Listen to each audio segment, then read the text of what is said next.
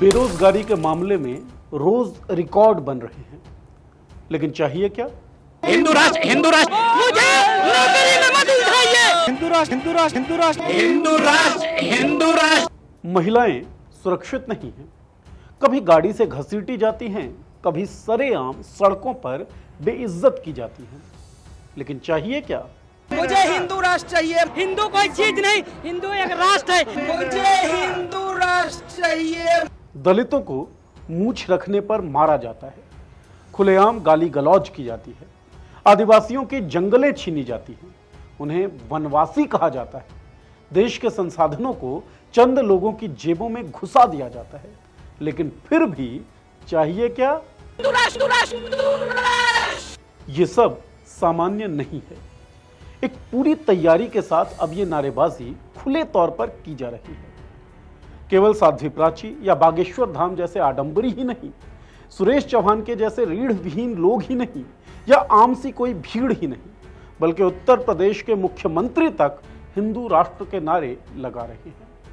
और इस कारण अब ये नारेबाजी सड़कों पर भी सुनाई देने लगी है। हिंदू, हम हिंदू, मुझे हिंदू राष्ट्र चाहिए। हिंदू राष्ट्र।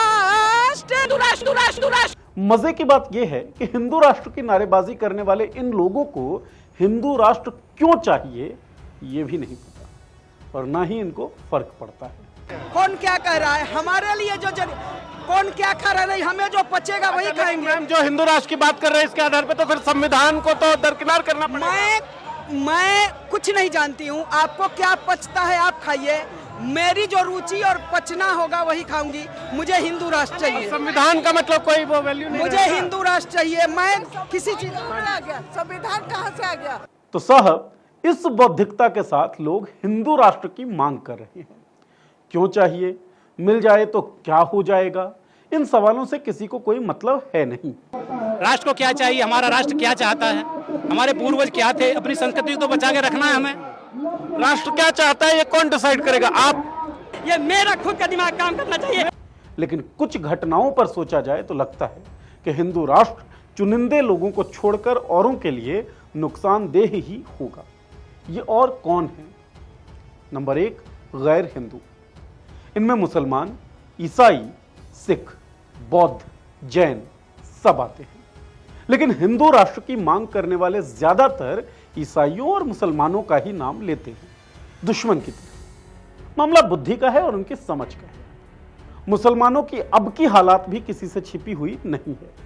मॉब लिंचिंग आम होने लगी है, राजनीतिक रूप से उन्हें पिछड़ा बना दिया गया है, रिप्रेजेंटेशन घट रही है। यह सब तब है जब देश में हिंदू राष्ट्र नहीं है। अगर हो जाएगा तो मुसलमानों की हालत क्या होगी, अन्य माइनॉरिटीज की हालत क्या होगी, सोची जा सकती है। नंबर 2, गैर सवर्ण जातियां।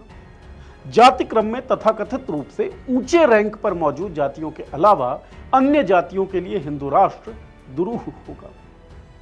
देश में संविधान का शासन है, लेकिन दलितों के मंदिर जाने पर, उनके घोड़ी चढ़ने पर, मूछे रखने पर उन्हें पीटा जाता है। अखिलेश यादव जो पिछड़ी जाति से ताल्लुक रखते हैं, वो मंदिर गए तो मंदिर को गंगाजल से शुद्ध किया गया। राष्ट्रपति जैसे पद पर बैठे व्यक्ति के साथ भी ऐसा व्यवहार होता है।